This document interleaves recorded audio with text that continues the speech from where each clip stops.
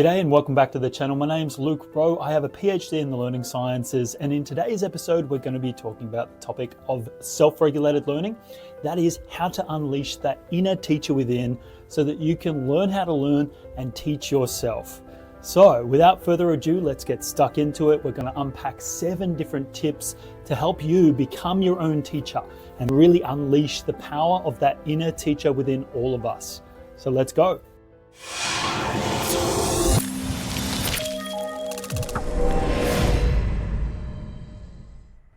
Welcome back to the Powerful Learning community.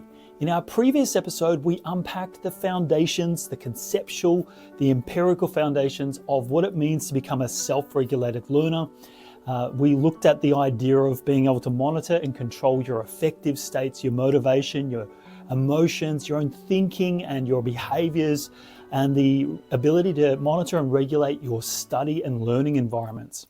So in today's episode, we're going to build on that foundation, but instead of talking about the conceptual and the theoretical stuff, we are going to explore 7 practical strategies that research has shown unequivocally can dramatically boost your ability to monitor and regulate your own learning and take it to the next level.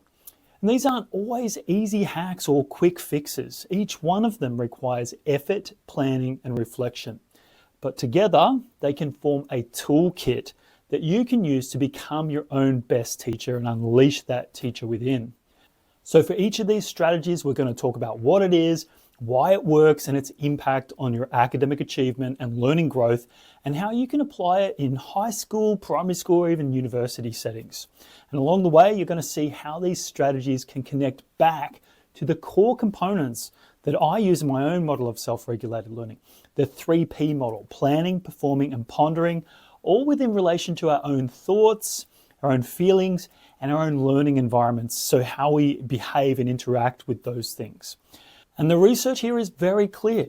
It shows that successful learners always set goals, they pick effective strategies, they monitor and regulate their progress, and they adjust and respond to mistakes. And when things are working, they stick to it. When things aren't working, they change and adapt. So keep that in mind as we explore these strategies, because each one of them is a piece of that larger puzzle of what it means to be successful in your learning. Now, our first and most impactful strategy is self-assessment with rubrics. And the idea is pretty simple. Before handing in an assignment or sitting an exam or a test, you can evaluate your own work by using the same criteria that your instructor is going to use to grade your work. So really becoming your own teacher in that very literal sense. So you're going to grade yourself before waiting for your teacher to do so. You do it in a proactive manner. So why does this matter? Well, plenty of research supports this. In 2021, a meta-analysis by Karaman synthesized 16 self-assessment studies. They found that students who evaluated their own work showed a measurable improvement in academic performance with a moderate to large effect size, a Hedges G of 0.47. And part of the mechanism behind the success of self-assessment is that it helps improve our self-efficacy, our own sense of self-confidence, and our own knowledge and skills. And it gives us a deeper awareness of the progress we're making in our own learning, or lack thereof, by forcing us to consciously reflect on the quality of our work and the strategies we're using against the same criteria that the teacher's looking at. So when we use a rubric to judge the quality of our own assignments, we have to think deeply like the examiner or the instructor or our own teacher. So you can identify the criteria, decide where your work stands in relation to it, and then you justify your next decisions. Are you going to work on what you're weakest at, or are you going to keep playing into your strengths, or work on both? So this is essentially a metacognitive activity that forces us to recognize our strengths and our weaknesses that we'd otherwise probably overlook if we didn't force ourselves to, sit down and take stock of our own learning in a systematic and strategic way. And it also counters what the Bjorks call the illusion of competence, which is basically the tendency to overestimate how well we've learned something. So by confronting the criteria head on, you can calibrate your own understandings of what quality means and create a more accurate mental model of what excellence looks like in relation to the key criteria that's being set. Now let's consider a practical application. Say you're wrapping up the final drafts of your written essay or report or a project, and just before you submit it, you decide to take out the rubric and score yourself on each criterion inside the rubric. Then you're going to write a brief justification for why you gave yourself the scores, just like your teacher would.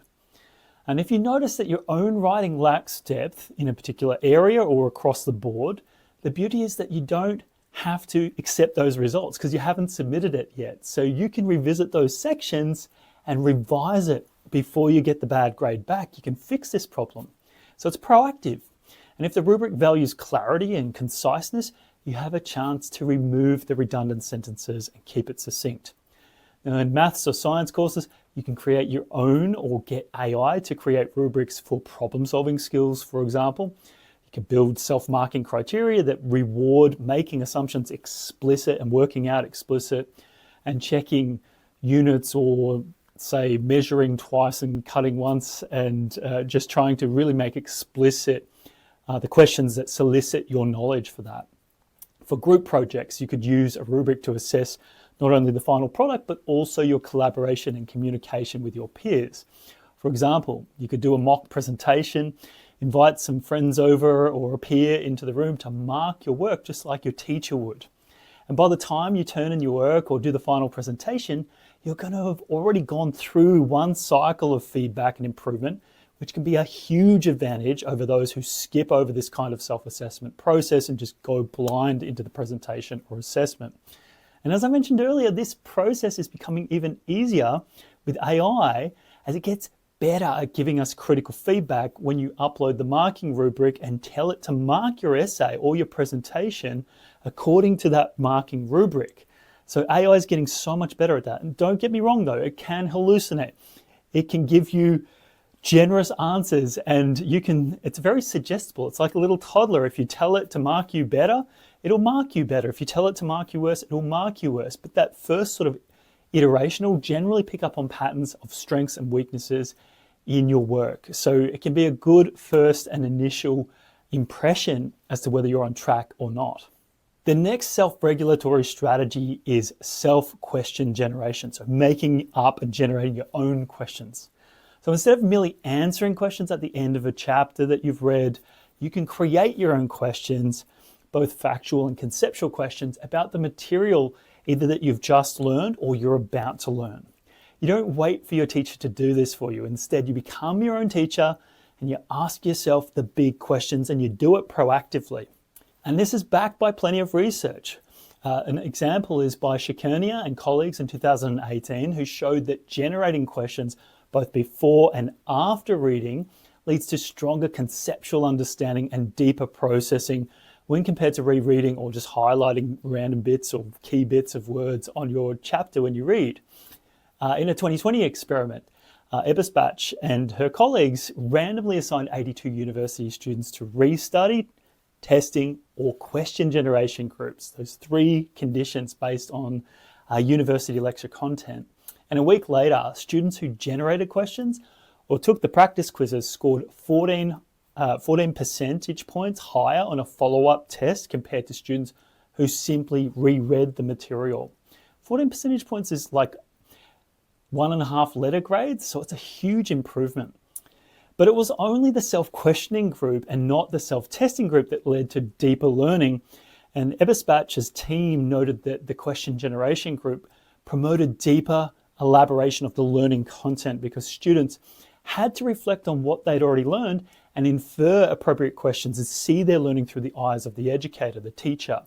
And in the abstract, they put it this way: the generation of questions thus seems to be another powerful learning strategy, yielding similar effects as testing on long-term retention of coherent learning content in educational contexts, and these effects emerge for factual and transfer knowledge, end of quote. And this is also corroborated by what other researchers have found in the study I mentioned earlier by Shikhernia and colleagues.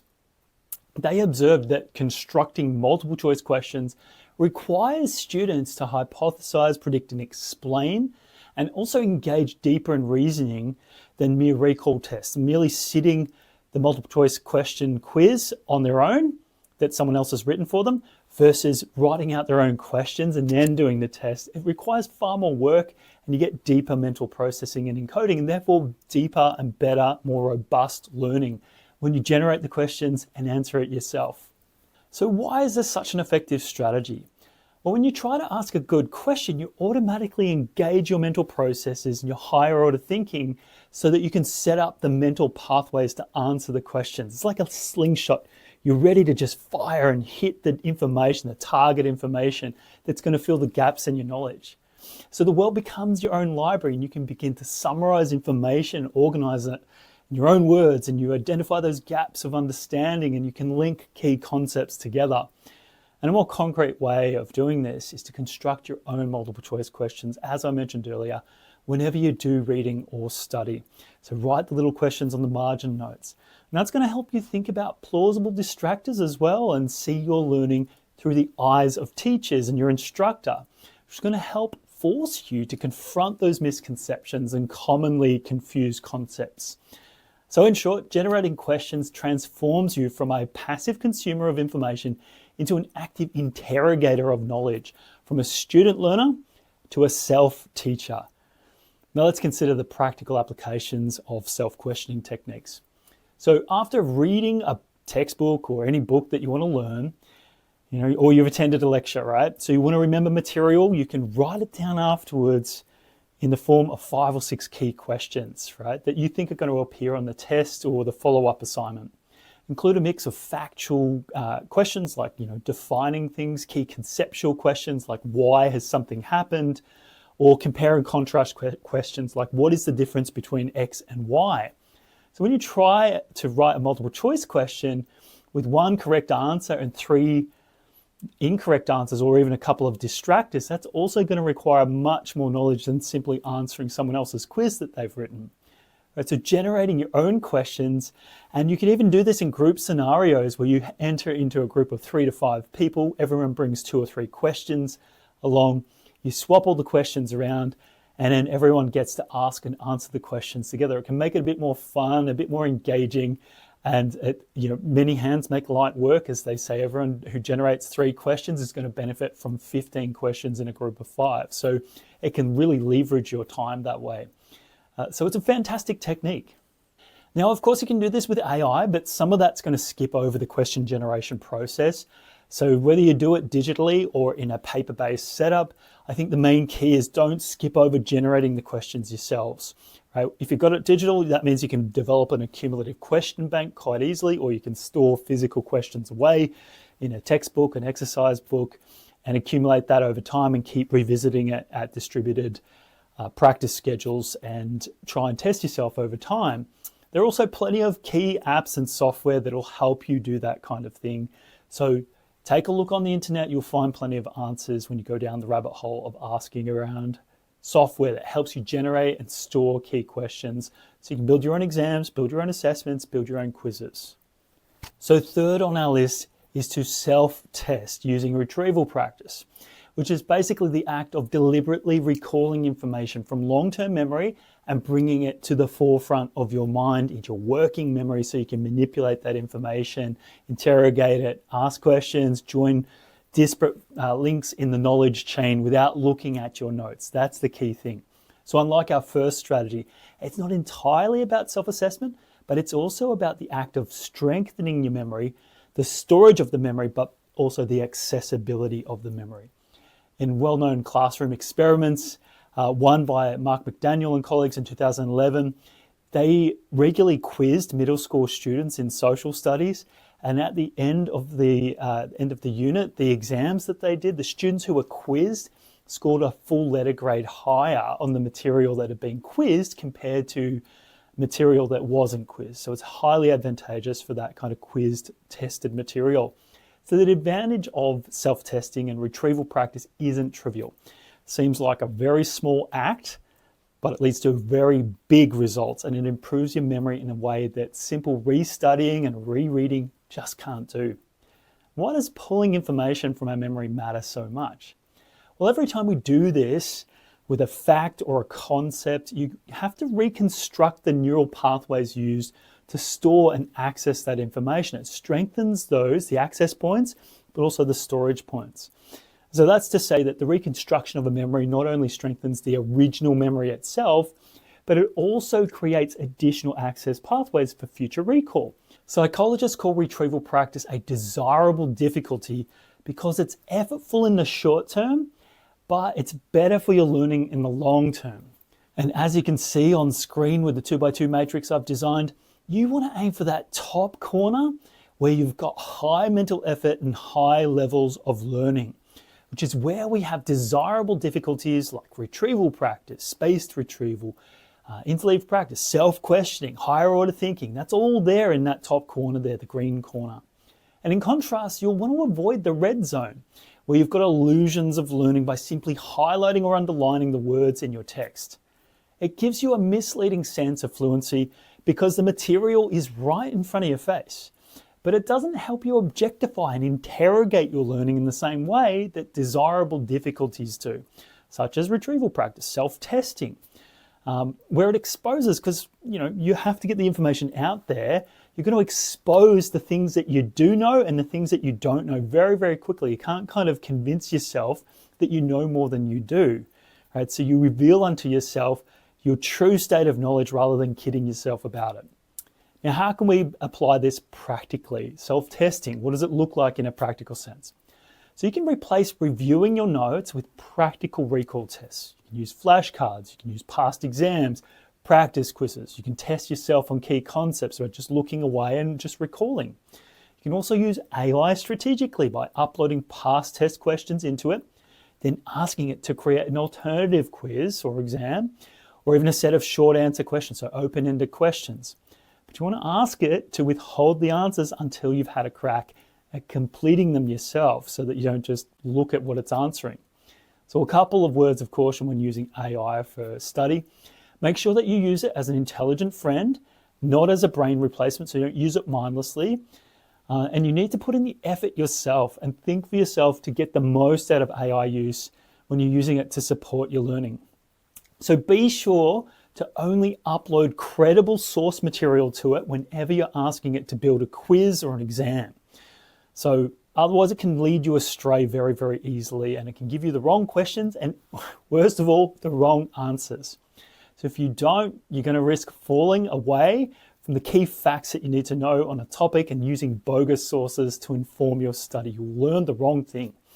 Another thing to do whenever you're reading a paper or a book chapter is to just cover the page for a moment, look away for a bit, and try to recall the main ideas by thinking out loud or speaking aloud or even writing down the key ideas just to bring it back to the front of your mind. Now you can do that before, during, or after reading your chapter. Either is fine, it's recall. So after watching a lecture or a presentation or even this video, you can take 5 minutes to write down everything that you've remembered without looking at your notes.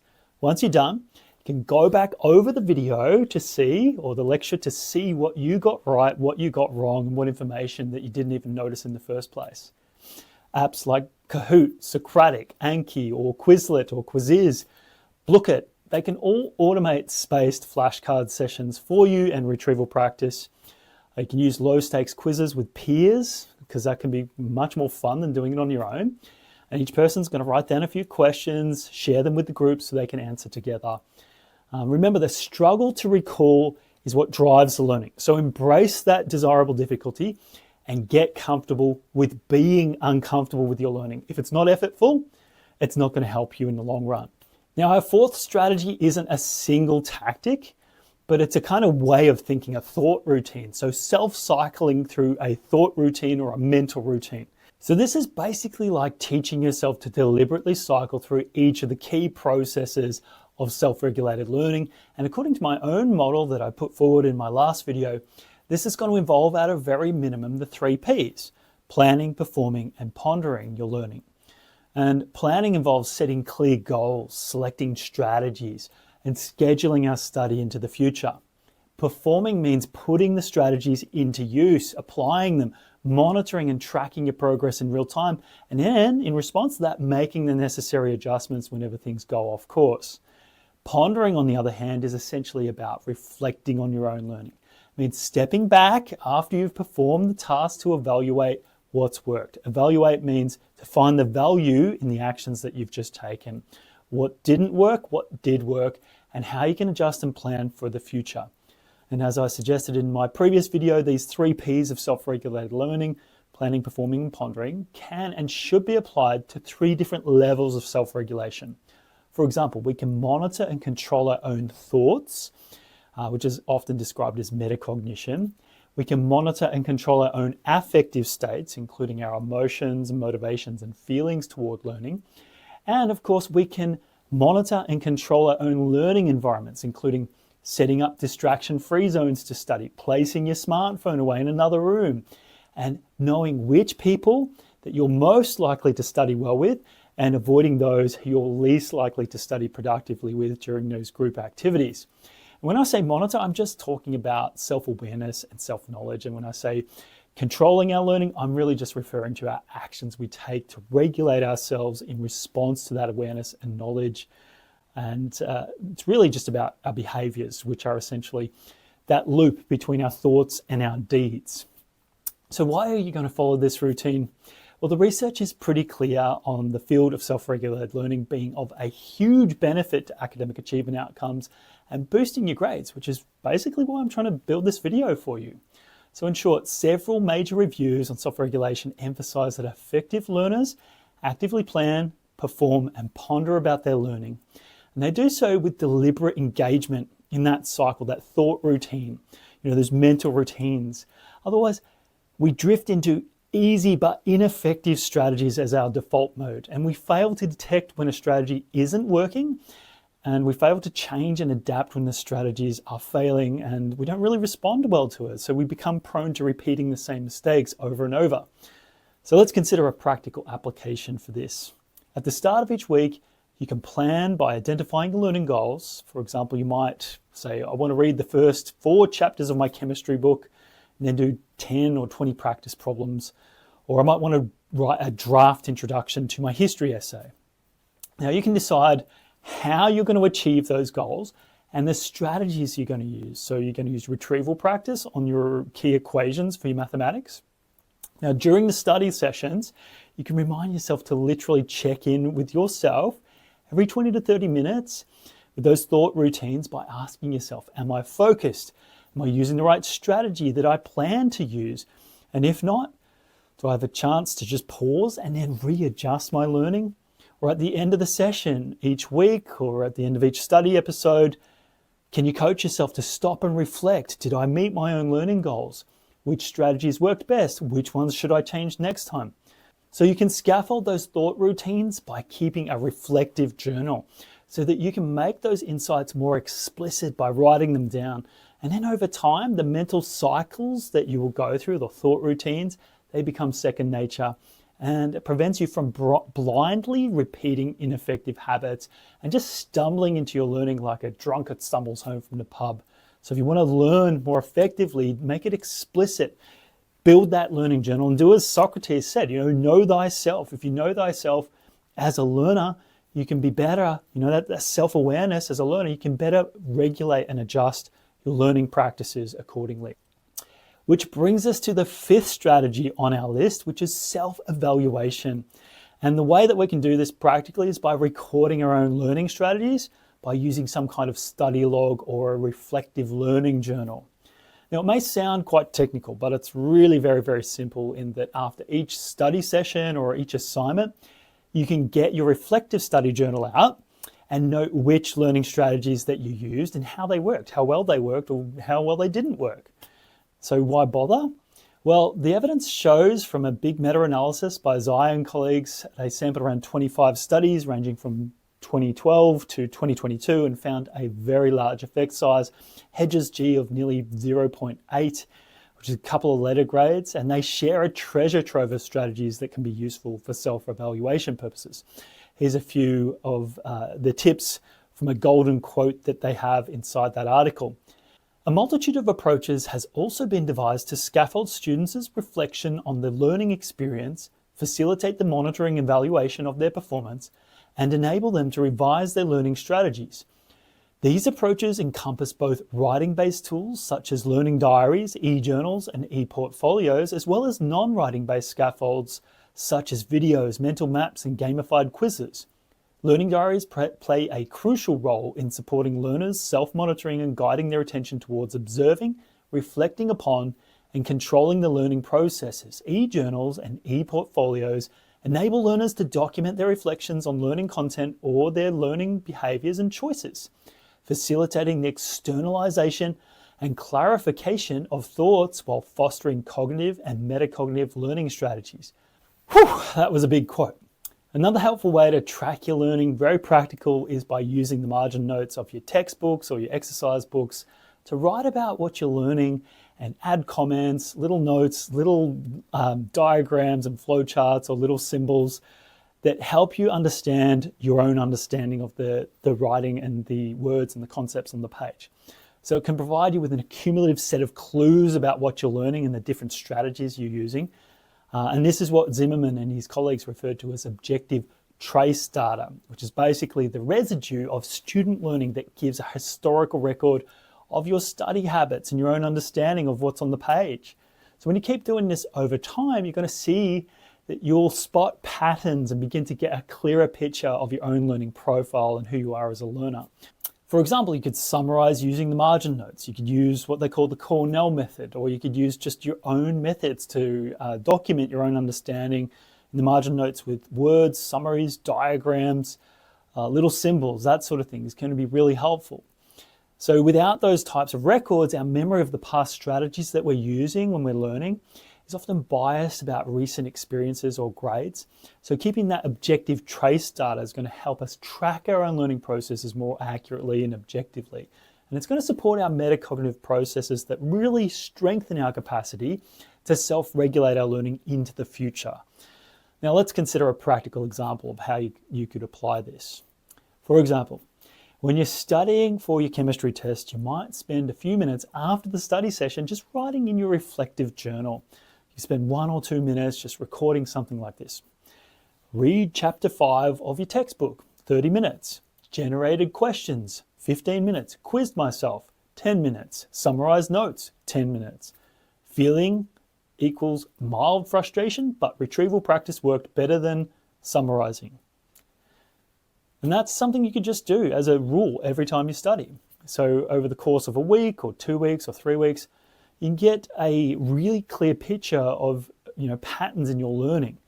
And that's often where many students are going to be shocked to know that instead of actively learning, most of the time spent passively reading and rereading and wasting their time essentially. And they might also notice that they've avoided strategies that require more effort, like self-testing or teaching others. So those insights can be really helpful to make adjustments to your study plans that you can follow up with the next week. And you can perhaps use a spreadsheet or a bullet point journal or a note-taking app or your own phone to jot down some of the patterns that you see.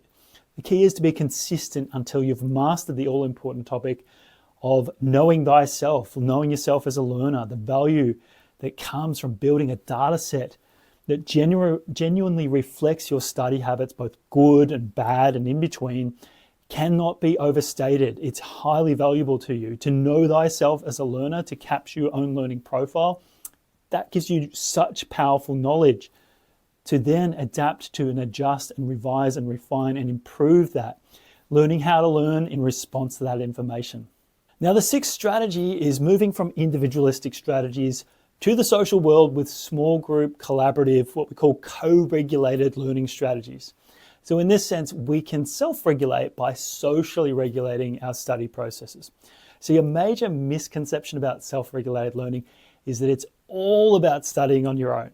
But that's certainly not the case. In fact, a self-regulated learner knows that they can't do it all alone.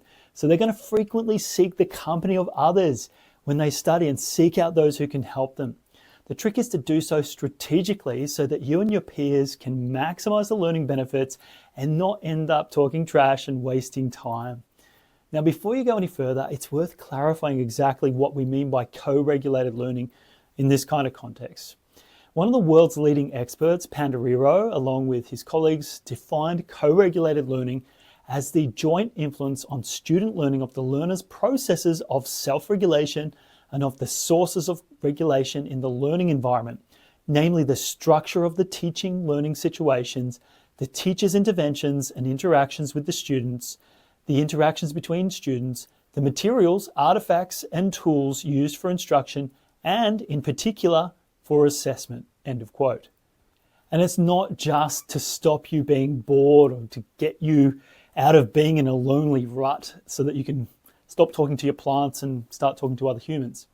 In fact, collaborating with peers can enhance your ability to regulate your own learning and make some of our learning tasks a little more fun, or at least, a little less painful than they need to be. And a study focused on the role of co-regulated learning has shown some really big benefits. One of them is by Branson and colleagues in 2019, suggesting that, and they said this, rather than developing into students who learn autonomously and independently from others, students' transformation into self-regulated learners is reflected through significant changes in the way that they engage in co-regulated learning, end of quote. And there's plenty of broader research on the benefits of learning in groups if and only if it's done strategically. So don't get me wrong, the message isn't that learning in groups is always helpful. Sometimes it is, sometimes it is not. It really depends on how you do it and how often you do it. Suffice to say that the studies that generally show the benefits to co-regulated learning often point to significant positive influences on both the students' self-regulated learning behaviors and their learning skills, and ultimately their academic outcomes and growth. And this in turn, it all improves your effort, your persistence, your motivation, your self-efficacy, and your self-confidence in your learning. Some of the studies show that high quality peer interactions, such as explaining ideas to one another, questioning each other's reasoning, debating alternative viewpoints and contesting each other, all tend to promote deeper and more meaningful learning, a more robust conceptual understanding compared to studying, which is done exclusively on your own. And other studies have suggested that students who engage in collaborative learning tend to develop higher order thinking, better oral communication, so better articulating your thoughts with your own words, better self-management, better leadership skills, and a stronger sense of responsibility compared to the lone wolf style of studying, where you're going to do it all on your own and save the day on your own. So there's a great irony to this study tip. We learn to regulate ourselves and our own learning by learning to regulate our study and learning when we're in the company of others. So let's consider some practical implications of this. If this is the kind of study tip that really, something you gravitate to, something you're drawn towards, and if you're an extrovert in particular, you love to think aloud with your peers, with others, it's probably going to be an important tip for you. You've got to begin by joining or forming your own small study group, ideally 3 to 5 people. Plan a regular schedule where each member teaches a concept to the group. And that's sometimes called the Feynman technique by the Nobel laureate in physics, Richard Feynman. So when you explain a concept in simple language, you expose your own misconceptions and deepen your own understanding. They say that if you can't explain it to a 12-year-old, you don't really know what you're talking about. So being able to bring the complex topics and distill them into simple words is a mark of intelligence, according to the Feynman technique. Once you've all had a turn at explaining and simplifying those complex topics to each other, you can rotate roles so that everyone has a chance to teach, to ask questions, to summarize and give feedback. I often suggest to my students to use sort of like a Latin square method, where they each take on a different role, like giving the answer, providing feedback, and then correcting for any errors. And you can use your group to engage in collective retrieval practice, where each person brings questions or flashcards. They quiz each other. You can quiz each other. It really leverages time. It becomes more efficient for you. But you're going to need to make sure that you all agree on the ground rules for participation so that it doesn't dissolve into chaos and wasting time, and everyone contributes equally, because the research shows that equal participation, not just group composition, predicts stronger learning gains, and it helps us avoid others socially loafing and riding our coattails. And finally, we can wrap up our group study with some targeted reflection and questions where you talk about the strategies that worked for you, strategies that didn't work, where you can borrow ideas from your peers. So co-regulated learning doesn't replace self-regulated learning, but it should be used strategically to complement it by adding that social dimension of feedback and accountability, and God help us, a bit of fun along the way, when we do things with our peers, it can really take the sting out of the lonesome study that we often find ourselves doing, sitting there at the table in, the dark of night on a cold night. Nothing can be more miserable than that. If we do it with others, it can take away a bit of the pain. I know there's a Swedish proverb that says, when you've got good friends in life, your pain is halved and your joy is doubled. So perhaps that's something to remember when it comes to co-regulating your learning. So the seventh and final tip I've got for you is to self-schedule your study to make sure that you distribute your practice. So that's our final strategy. Sometimes we call it spaced practice. And that's the idea that you spread your study out over time instead of cramming it all together into a single session. A 2025 meta-analysis by my colleague Sean Kang involved classroom studies, and it found a moderate to large effect in favor of distributing your practice over time compared to massing it together in a single sitting. So the bigger benefits were observed with when retention intervals were longer and learners were at higher levels of education, such as senior secondary school or university level. Just to go back on that point of retention intervals, that's essentially the time between your last study episode and your next recall episode. That time at which you've retained. If it's longer, it's more difficult for you to then engage in self-testing and recall. So there's a bigger distribution between the first and the second and the second and the third and the third and the fourth study interval. That effortful learning, where the space is big enough that you can still remember, but not too long that you've forgotten the concept, is a desirable difficulty, and it's going to really improve your subsequent knowledge and recall. Right? It's going to lead to longer lasting learning if you've got that bigger retention interval. The spacing effect's one of the most robust findings in cognitive psychology. There are literally dozens, if not hundreds of studies showing that long-term memory and conceptual generalization, so transfer, improves when learning events are spaced apart, distributed over time. Another example, a 2021 experiment by Emeny and Hartwick and Rowe showed that 7th grade students who spaced math problems across 3 weeks scored 21 percentage points higher than students who completed the same number of problems in a single day. So same time, but just 3 weeks spread apart with study intervals versus crammed into one day. So why does this spacing effect work? Well, when we return to a topic after a slight delay or a significant delay, we've forgotten some of that information. And it takes more effort, more cognitive effort to relearn that and draw it back from its dusty old memory, as opposed to just simply looking away from a page for a split second, remembering what you just read. That's a very weak form of distributed practice. If you wait a little while till you forget a little bit, you create that sort of desirable difficulty where memory and retrieval is very difficult. It's hard to do, but you can still do it successfully. That difficulty is a driver of learning. Not to mention that you get lots of sleeps in between if you spread your study out over several days and weeks. And that sleep is causally consolidative of long-term memories. And the world becomes your library. You can see in your environment things that relate to your learning. You can connect it to concrete experiences, and you can interrogate and elaborate on your existing knowledge so that you've got more retrieval cues. These are things that are anchor points for knowledge to scaffold onto, so that next time when you try and recall that information, you've got many different paths to the same concept, many different doors leading to the same room of memory, so to speak. So it's very powerful to give yourself space over time to build that more elaborate memory system and learning setup, the knowledge and skills distributed across time. In fact, researchers have shown that combining spaced retrieval sessions with low-stakes quizzes can produce memory improvements that persist for months and even years after distributing your study schedules over time, and those study episodes where you master the material each occasion or master the topic on each occasion. Yet despite its power, spaced practice remains very much underused.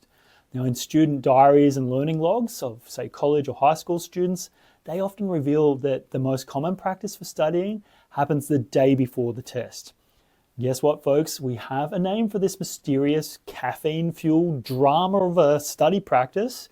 It's called cramming. And while cramming might set us up for a short-term success in just passing the test, it can often lead to long-term failure where our learning just fades rapidly over time. As the old saying goes, easy come, easy go. The other issue with cramming is that it's highly stressful. You're essentially rolling the dice the night before your test and you're hoping to God that there's enough left in your head that you get the pass the next day. But that uncertainty can be hugely anxiety provoking and it can compound poor test performance, as now you're leaving yourself totally vulnerable to that test anxiety that you get, compared to if you space your learning apart and you all but guaranteed your success well ahead of your high stakes test or event, your exam or essay or whatever it's going to be. Put simply, spacing seems less efficient and more effortful, but it's much better. It's a far better deal than cramming in terms of overall time invested in learning versus the total amount of long-term learning that you get from it. And that's why sometimes I like to tell my students that fast is slow and slow is fast when it comes to spaced practice and learning. You might feel like a learning slug when you're doing the spaced practice over time, but as you repeat this kind of practice, the knowledge you build is far more robust and sustainable. Now let's just think of a few practical applications of distributed practice or spaced practice. At the start of the semester, try and engage in this core self-regulatory practice of planning your study schedule. So what do I mean by that? Well, you should map out the long-range review schedule, especially for topics that you know that you're going to have difficulty with, the complex topics. So after the first lesson that you have where you really learn the concept, schedule short review sessions a day later, a week later, and even a month later. They just keep growing as you get better at the knowledge. Keep sessions brief, but enough to achieve a degree of mastery over the material, which basically means until you can correctly recall or reproduce the end product of knowledge that you're looking for. Whether that's an essay, an introduction to the essay, the answers to the questions and the quiz, whatever it may be, just as long as you can master that. So once you get most of them correct, you can move on. 15 to 30 minutes should be enough for most of the tasks. And you can space that practice over time and schedule it into your study intervals. And as I was saying before, you can use spaced retrieval practice during those sessions. For example, like if you're learning about, say, cellular respiration and a bit of physiology, you could quiz yourself tomorrow, then again next week, and again the week after, or at the end of the unit. You can use flashcards, or there's plenty of apps now that do it. They can automatically space your retrieval so that you can have that prompt you and schedule for you. Although it's often better to spend time writing out your own flashcards and designing them yourself rather than generating them automatically with software or AI. Because when we generate them ourselves and do it manually, we have a stronger personal connection to the content that we generate. So we're more likely to recall it successfully over time. And don't forget to use that learning journal where you can begin to use a strategy log where you can track how often and how far apart your restudy episodes are. And you can also track how confident you were in answering the questions or achieving the task. And it doesn't have to be too technical, not more than a few words and perhaps a score out of 10 in terms of confidence or correctness or difficulty levels. But make no mistake about it, spacing your study is not just for discrete knowledge or test questions or factual recall. It can also be applied to deeper and longer form learning tasks such as essays, learning music, preparing for a presentation. For example, if you draft your essay early, let it sit and marinate for a few days, then return to it with fresh eyes. And if you don't have too much time, you can focus on just the introduction for today, then the next paragraph tomorrow, then the conclusion a couple of days later, and other sections in a week. The key is to plan the spacing deliberately, rather than leaving it to the last minute sort of style that we default to and hoping the essay just magically explodes out of your head when it comes time to submit it or write the essay under pressure. It doesn't always happen like that, as you know, so you want to be strategic about your learning and the distribution of practice that you apply to it. Now it's time to bring it all together.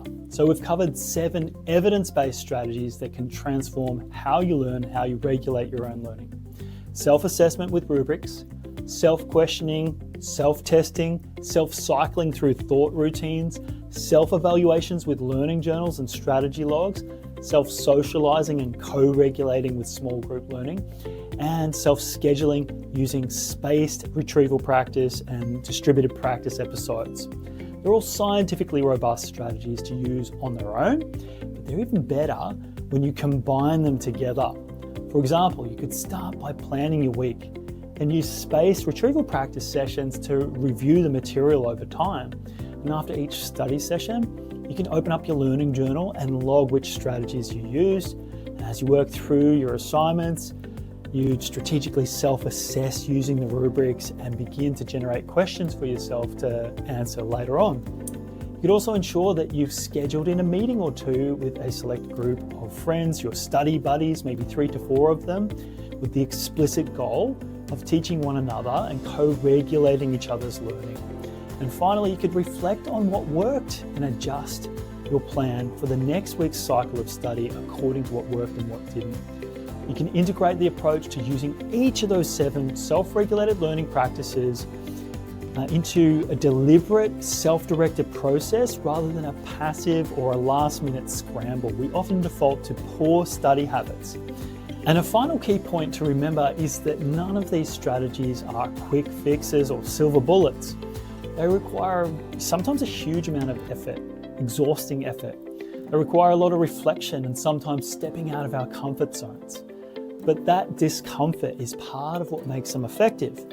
And as the research shows, strategies that feel easy often produce transient learning results, while strategies that feel effortful and difficult, like generating questions, retrieving information, spacing out our practice, that produces durable, transferable knowledge and skills, more robust learning.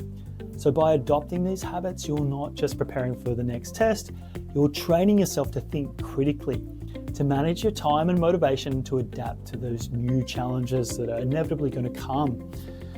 In short, you're building up and unleashing that teacher within. If you found this helpful, consider sharing it with a friend or study group who could benefit from these strategies. And please like and subscribe. It's my personal mission to use YouTube and other platforms to reach people all over the world, regardless of their background or their access to expertise, and to help them improve their lives by knowing more, doing more, and ultimately becoming more than you ever thought possible. So thank you so much for your time. I hope to see you next time. Don't forget to learn powerfully.